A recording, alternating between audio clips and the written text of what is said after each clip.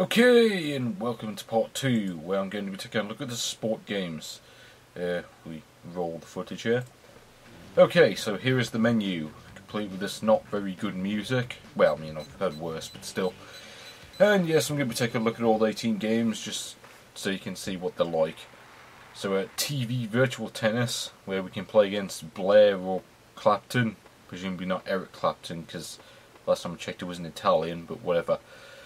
And yeah, select the court, which really makes no difference. Select the set count, which just depends on how long the game is going to be. And yes, the tennis court sort of flies off into space. Sadly, that's the most innovative thing you're going to see out of any of these games, I think.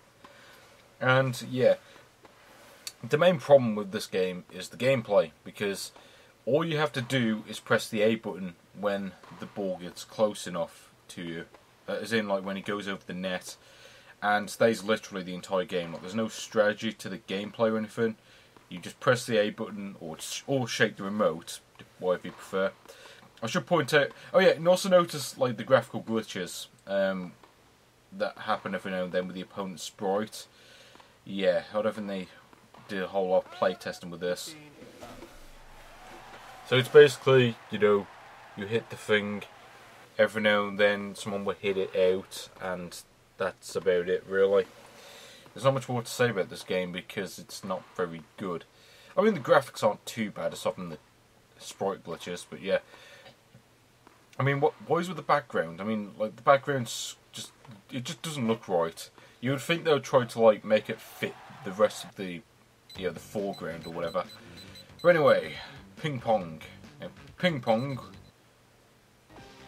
has this song, which it sounds like it's stolen from like it sounds like it's from like a 90s dance hit or something. But I don't know, I could be wrong on that. Anyway, we start, and the music restarts every time you go into a menu thing, which is really stupid, and yeah, kind of cheapens the whole experience.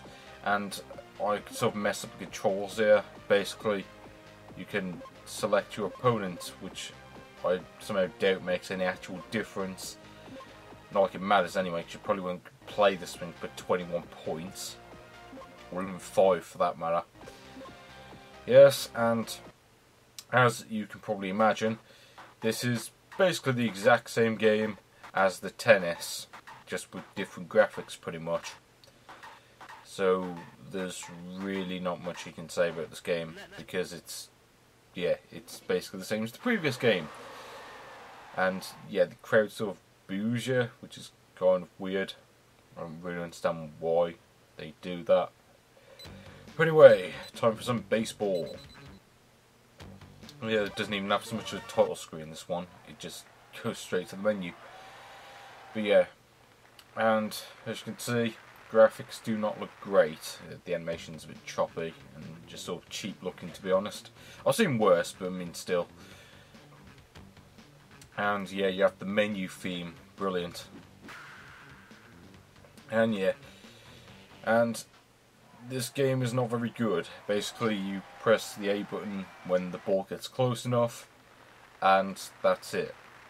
Pretty much, you don't control the people. You don't control them when they run across the field or anything. And as far as I'm aware, I didn't bother to play far enough, but I don't think you control the fielders either. And you notice they are hitting the exact same spot as the other one, and yet this time around I got a home run. Yeah. Also, the TV in the background looks like it's playing a completely different game, although I'm probably just being an idiot there. And I didn't bother to play past that point because this game isn't worth it. It's baseball. I think you know how baseball works. So, let's move on to boxing. And yes, we can select our level. I picked easy because I just didn't care. And yes, we play against some bloke called Tyson. I wonder if I've heard that name before. Although, he kind of looks like Mr. T. Well, a badly rendered Mr. T, but Mr. T nevertheless. I keep expecting him to say, "I ain't getting on no point, fool," like during the match for no apparent reason. because I'm like that. Also, why does it take place outside? I mean, I'm not sure. You know, because I'm pretty sure, like, under convention, you know, boxing matches tend to take place inside stadiums, or you know, or in barns at least. You know, somewhere with a roof, preferably. But yeah, anyway, the whole gameplay to this is just you just whack, you know, just shake the remote constantly, and that's it basically. And don't you just love this animation where it's just like humping the ground for some reason? But yeah, I assume you're probably supposed to use both remotes for this game, but quite frankly, I don't think the second remote was even worth it because the game sucks.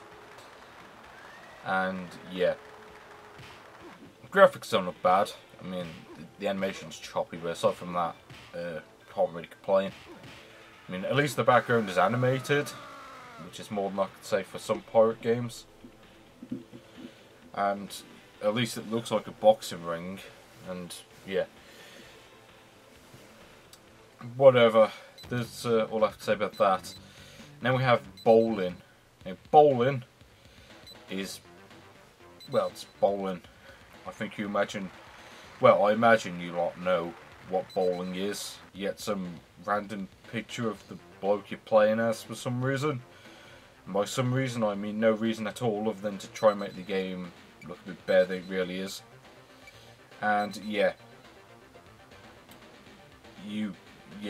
I think you can see how this game works. You know, you set the control, you set the power. It's not a very good bowling game though. I mean, presentation is pretty lacking. I mean, as you see there, there's not really any like sprite scaling or anything. At least not much of it. And so the game looks just very cheap as a result. I mean, there were bowling games from like on like the Atari, which probably have better presentation, or you know, at least didn't really have those sort of issues anyway. And you also notice, like, I hit, you know, I probably should have got at least, like, 7 or 8 pins down earlier, and yet I only knocked down, like, 3 of them, which just seems to be impossible, as far as I can tell. But you don't care about this. So, I noticed I just went through that pin, by the way. Yeah, that's what I meant when I was saying that this game just looks cheaply made. And, yeah. Well, what else is there to say about this game? It's just a bad bowling game. That's it, really. And eventually, we will go into the next game, which is golf. Which is golf. I think you'll, I think you'll know what golf is, because it's golf. What else is there to say? You swing a club at a ball, and it hits the ball and it flies across the course and stuff. And yeah, not a whole lot I could say about this game. It plays like if you ever played the Black Box golf game on the NES, it basically plays like that. And yeah, the ball goes across the field and lands. And again, there's no sprite scaling or anything. I mean, even golf on the NES had sprite scaling. You know, they couldn't even do these simple things that were being done in like 1984. It really just shows off just how lazy these games were designed. I mean, I've seen much worse. In fact, there's actually this compilation I wanted to review called the 99 Action Arcade Games to the PC. And I wanted to review it just because the games are so terrible. But that's for another time, if I can get a screen recorder for it anyway. And yeah, I just gave up because, yeah, what's the point? Here we have some shooting game, which is probably the dumbest game ever. Basically, you point a cursor at stuff, it makes a horrible noise, and you get points. That's it. That is literally the entire game. There's nothing else to say, because this is the entire game. I don't even know why I bothered recording the whole thing, because the game really isn't worth it. But yeah, this is the whole game. Point a gun, shoot it, it hits something, and you get points, and the crowd cheers for some reason. yeah, not exactly a classic. This music is quite annoying, and expect to hear this. Well, expect it to get even more annoying later on. And like, why do they even bother putting the timer in? You get so much time, it's pointless. And after that, you get kicked back to the menu, and then we get to play Dart with the same music as the previous game. Oh god! And guess what? It's kind of like a cheapened version of darts. As in, there's your hand doesn't like shake when you're throwing the dart. So as long as you aim above where you're trying to aim, you should be fine. And yeah, as you can see, it's not very good. You know, you're much better off just playing darts in real life. Mind you, well, although to be fair, you could argue that you're better off playing all of these sports in real life. Because it's more fun than playing them on a cheapo Wii rip-off. So here we have the ring game, or as I like to call it, Mike Dawson the video game. Although, well, Mike Dawson was already in the video game. Yeah, basically, the game, what you do here is you're basically supposed to throw rings into these sort of things that you were shooting a couple of games ago.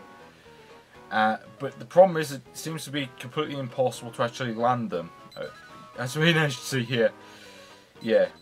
I mean, they may as well just, like, every time you throw one, they may as well just have a voice going, "Hey, you missed, pal!" And there we go, game over. Yeah, and I managed to score a high score of none. Oh well. And then, once again, we get kicked back to the menu. Time for... No, I don't want to do that. I want to go to fishing. Now, fishing is really awful. Basically, you try to catch fish, and that's it, basically. I mean, there's a load of pointless information on the top, but it really is pointless. Now, here I tried to mash a load of random buttons, and then it sent me to this sort of weird test thing. I hate to say it, but this is the most fun that I got out of the whole device, at least not counting like playing actual like proper games that I'll demonstrate later on. Yeah, try not to play this if you're epileptic. Probably should put an epileptic warning here, but I'll probably forget, but whatever. Yeah, basically you press the buttons and like it just makes a lot of random noises. I can't really do it, but yeah. Like I said, this is the most fun I got out of this whole like 18-in-1 thing, because it's more fun than playing the games. Eventually, I think I reset. Eventually being the important word, because here we go. Yeah, eventually I reset the console, and there we go into some non-sport games. Magic Key, which at first looks like it could be a Rodland ripoff. Rodland being, well, sort of vaguely Bubble Bobble-ish thing where you collect, well, I say collect stuff, no, you don't collect stuff in that game, you have to kill the enemies. But, of course, that game was a million times better.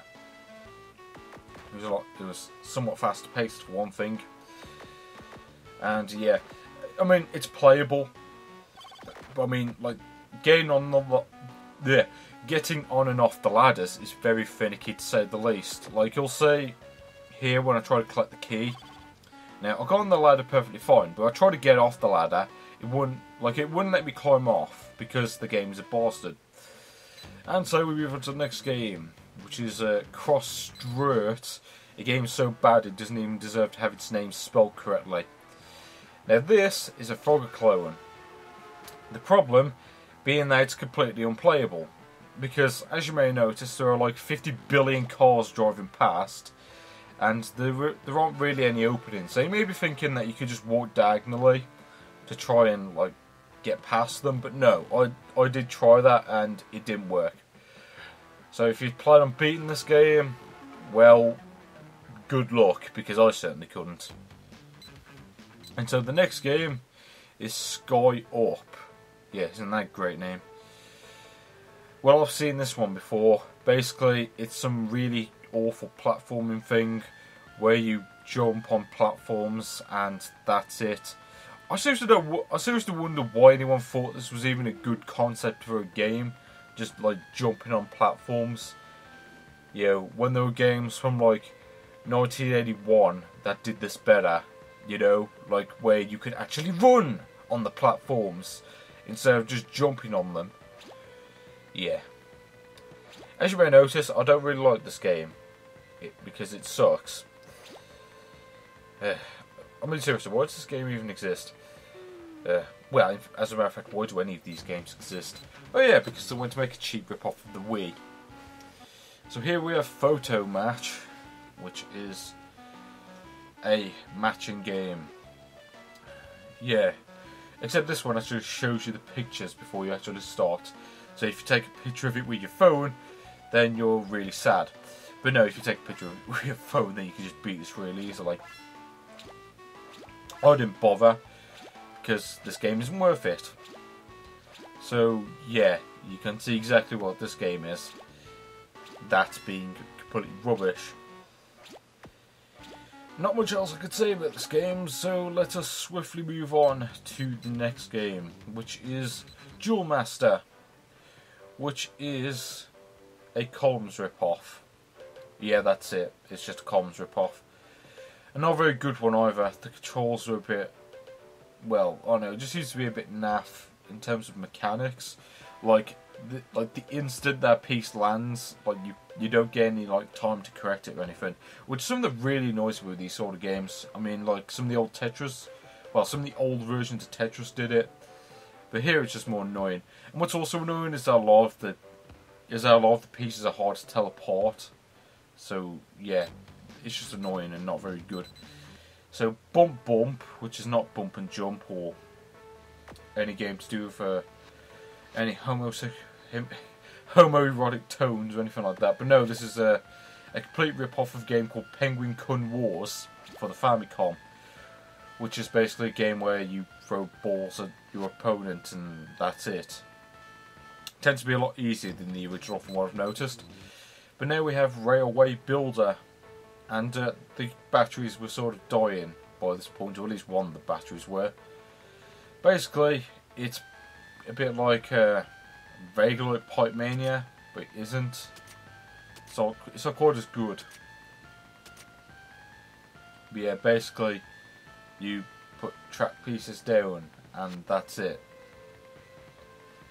I think you know how these sort of games work. You know, you put stuff down, and stuff happens, and the game paused for no particular reason. Indeed.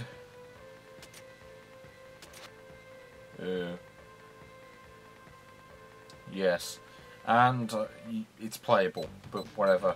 And Pipe Worker, which is basically Pipe Mania, as in that is basically what it is. They didn't really bother trying to change the concept or anything like that. Well, I assume that thing on the bottom right is where you like have to get the pipe thing to, a bit like the one on the PlayStation. But yeah, I didn't bother playing it properly because it is just Pipe Mania, so there's not much point to it.